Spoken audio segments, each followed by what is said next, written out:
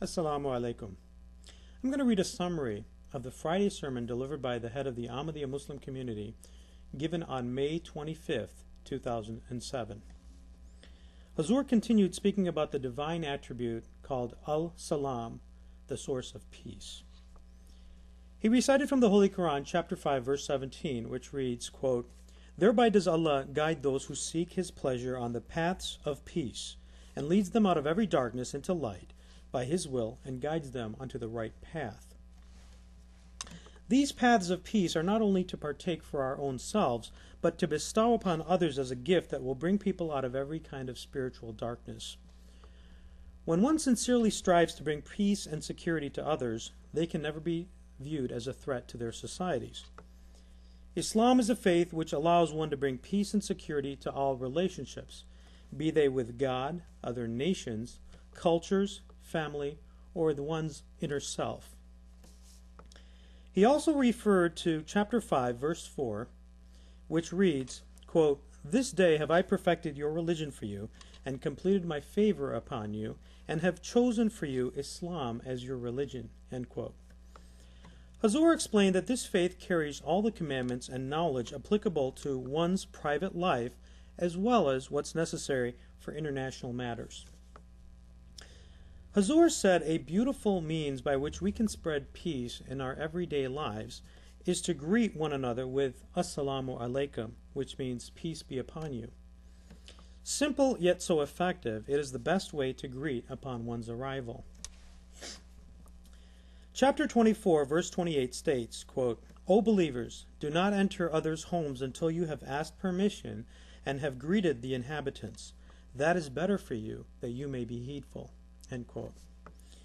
The Holy Prophet, peace and blessings of Allah be upon him, strictly adhered to this practice, always announcing his arrival by saying Assalamu alaikum, and he enjoined this to all of his companions. May Allah be pleased with all of them. Hazur said, if families would simply start saying salam to each other when entering their homes, it would go a long way towards promoting mutual love and affection. If children are raised with these simple principles of mutual love and affection, they will be a source of peace for their parents and their societies. Their teenage years, which for many are a time of trouble and conflict, can become a source of peace and comfort to all.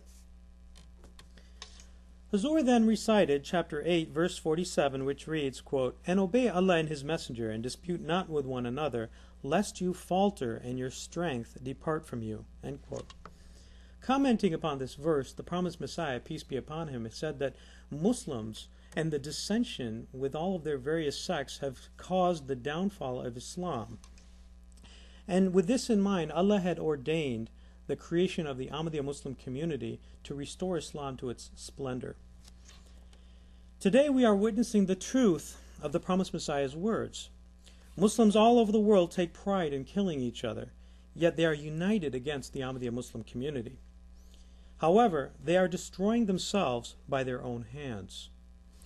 As they continue this mockery of themselves, the Ahmadiyya Muslim community continues to progress and thrive. Nevertheless, Hazur emphasized the need to fulfill the enormous responsibility upon Ahmadis as the ones who will bring peace and security to the world.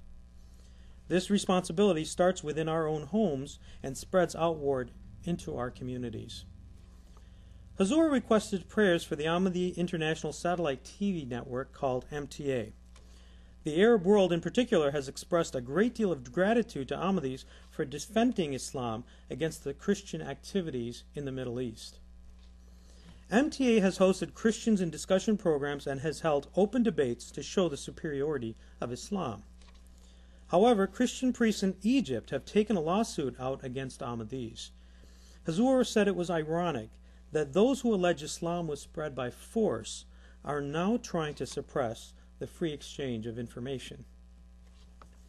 Hazur said that such opposition, be it from Christians or others, does nothing but help the Ahmadi community grow. From past experience, we know that the greater our opposition, the greater our progress. Hazur ended his sermon praying, "May Allah enable us to stay on the right path, and joined by Allah and His Messenger, the very path which takes a believer out of every darkness and into light." Ameen. Assalamu alaikum.